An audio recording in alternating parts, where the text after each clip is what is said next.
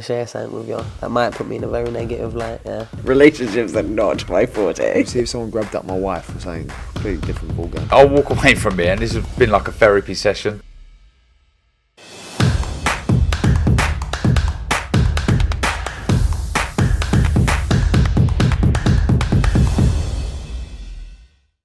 This is Umar Ahmed for IFL TV, proudly sponsored by Everlast. I'm joined by the Gorilla. Less than 10 days out now from headlining the O2 against Zach Parker, and a huge, huge fight, not only for the British scene, but of course for the world scene at 68. How are we doing, John? I'm good, mate. Can we just clear up why you've been where the IFL Umar come from? You want to go there? Yeah, like where's that come from? Is that like it's like synonymous, whatever it is. Synonymous, like, yeah. That's it, yeah. Well, there's a guy called Time Booth, former fighter. I'm sure you're aware of him. Oh yeah, I remember him. Yeah, he's got his own YouTube channel, and he talks about various people in boxing, and I've just been given that tag, so that's just how I'm rolling. Oh no, I didn't want to upset nothing, but yeah, No, it's all good. It's all good, but that's right. Anyways, John, huge occasion. I said not only for the British scene, but obviously worldwide. So how are we going 10 days out? Yeah, good, mate. Just I wouldn't say the hard work's done. We've got a last spar tomorrow, but yeah, the hard work is pretty much done. It's the home straight now. Fight week is almost upon us, and I'm looking forward to it. It's my 38th fight now. So yeah, I suppose I'm a bit of a veteran to this game now, 12 years in. But never underestimate that the desire, the fire still burns, and I still want to achieve great things in this sport, and I will show that next Saturday. I think yes, it's fair to say you definitely are a veteran of the sport, but I'd say you've had an Indian summer really, where at super middleweight, where you look much more comfortable, you seem to be getting better and better. Is that how you feel? Yeah, I just feel like now throughout camps and whatnot, it's not purely just focusing on weight making. It's about learning, trying new things, and developing as a fighter. Reading the situations when you're in the ring, and just using that knowledge I've gained over the years to inspiring, like for whatnot, and just working opponents out. John, I was watching an interview you did with Dev for Frank Warren's channel, and you were talking about the Jack Armfield fight, and it's quite mad to hear that you were saying you wanted him to put you out of your misery and to get knocked out. You've got to be proud of yourself, surely, from the point you're at now and the fights you've had with Jacobs and Smith, and what you've done in your career at 68, from the point that you were once at middleweight in the ring with Jack Armfield. It's crazy what you've done, actually. Yeah, for sure. I mean, you got that gif of Ian Bill. I've got nothing left. That's how I felt at the time. At middleweight, the days were done. Listen, I made the weight, but like I had nothing to give. And listen, things have moved on in the sport now. Like we know more about nutrition and whatnot, and rehydration and whatnot. So I've learned a bundle of lessons about what to eat and what not to eat, and not to starve yourself. You can still eat on fight week, and obviously the move up to 168 has helped massively. But I think as a fighter I've developed, as a man I've developed and learned a lot more. I've learned how to listen to my body more, and what to do and what not to do. John, heading into this fight, of course, it's not been the greatest time for the gym at Tony Sims' gym, with the whole Conor Benn situation, then Joe Cordina getting stripped of his world title. So how's the dynamic been with Tony Sims, and has it been all okay, as best as it can be in the gym? Yeah, I think, Tony Sims is a consummate professional. Obviously, we know about what's going on, and we see it, and it's often rammed down our throat on social media. But I mean, we're all friends. We're like a massive family in that gym, and we just care that Tony's okay, that Connor's okay, that Joe's okay, and I think all will be well. All will be good. Joe will probably fight Rakimov next. Connor will hopefully clear his name in the coming weeks, and Tony's Tony. Tony knows it's rain today, but there'll be sunshine tomorrow, so he's happy. Glad to hear that it's not been affecting you, etc. In camp. Zach Parker stated that he believes he wins this fight because you're the smaller man, and a good big and beats a good small fighter, as they say in boxing. So get your thoughts on I that. you know what I've heard that from Henry Cooper's son years ago. He told me a good big one beats a good little one. But listen, we've not got to take that for gospel. We'll go in there and show them it's not true. How about in terms of experience and being in big fights? Of course, Zach's not done anything wrong so far as a professional. He's been very good, but you've been in there with Billy Joe Saunders, with Nick Blackwell, with Callum Smith, with Danny Jacobs, like top elite fighters.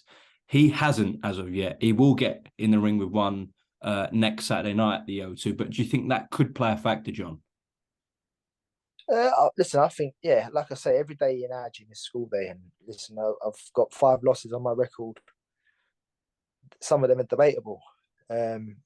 So it goes both ways. I mean, I've been around the world sparring good fighters. I've helped champions out in camp. I've been inspired Billy Joe in the past in Fort Ventura and gained bundles of experience from that. I mean, it was great to fight him, but then it was also great to go and spar him again.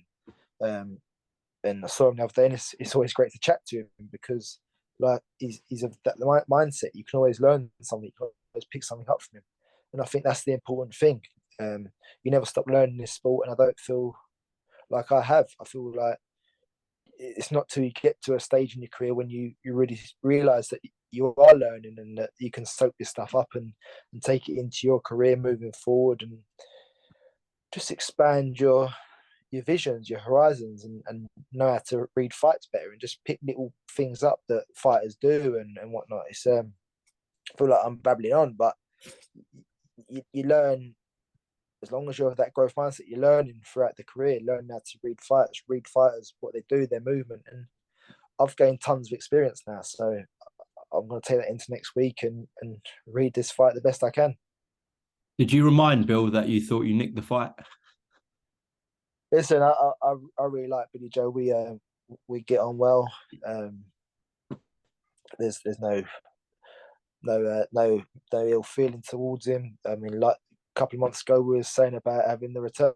So who knows down the line?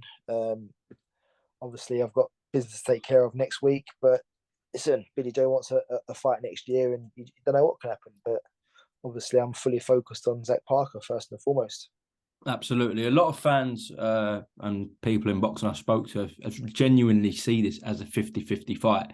I think I'm right in saying with the bookies, he is the favourite. Now, I've talked about the fights that you've been in the calibre of opponents that you've been in with. You're no stranger to being an underdog. I think you actually thrive off that. But are you surprised that Zach Parker is the booking as the favourite with the bookies?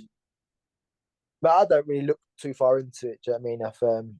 I know my record. I know his. He's not put a foot wrong, and maybe that's what the bookmakers are looking into. But I back myself. I relish being the underdog and take that into the ring with me with a bit between my teeth and show the best of me. Talking about Billy Joe, of course, that is the last time you boxed on a Frank Warren show many years ago.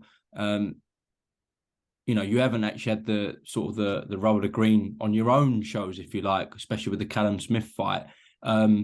So I guess this question might not be totally relevant, but you are going on an away show. Is there a bit of apprehension that you're going to have to go and knock him out because he might be a couple of rounds up? Not really. I mean, I was the away fighter on the Matchroom show against Danny Jacobs, so I mean it goes both ways, and that was in Alexandra Palace in the hometown as such. So I don't want to go in there with a clouded judgment of you've got to knock him out to win here, because I don't feel that's going to show the best of me. I want to go in there, show the best of myself, show my capabilities and what I can do, and just put on a great performance. If that comes with a knockout in there, then so be it. I have to say, both sides, in terms of Frank Warren and Matchroom, speak very highly of you, and I don't think that's something we can say about everyone. So I think you're like the bridge between the two, John. Well, yeah, I could be the call it the I could be the man to do the negotiating from moving forward. You know what I mean, I could be the the man in the middle, the fixer. Could earn a few quid out of that. It wouldn't be bad, would it? No, definitely not.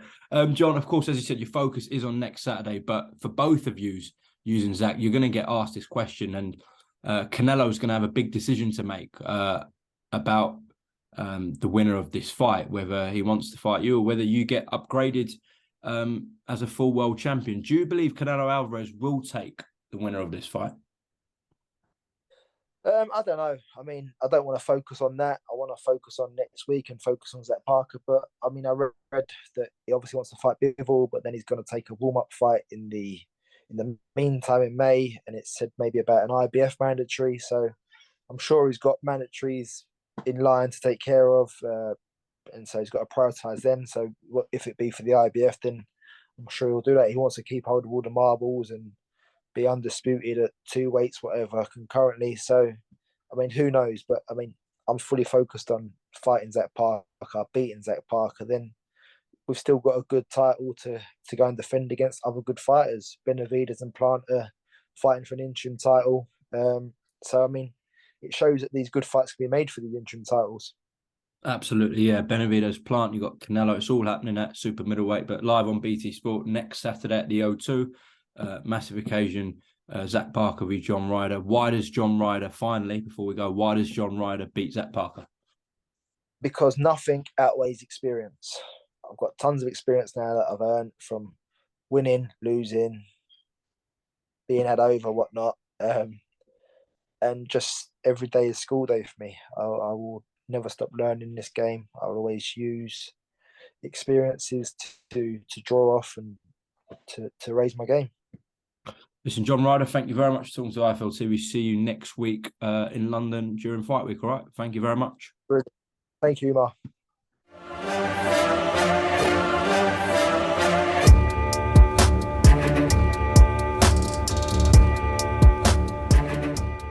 I'm going to share something with you. That might put me in a very negative light, yeah. Relationships are not my forte. See if someone grabbed up my wife or something, completely different ballgame. I'll walk away from it, and this has been like a therapy session.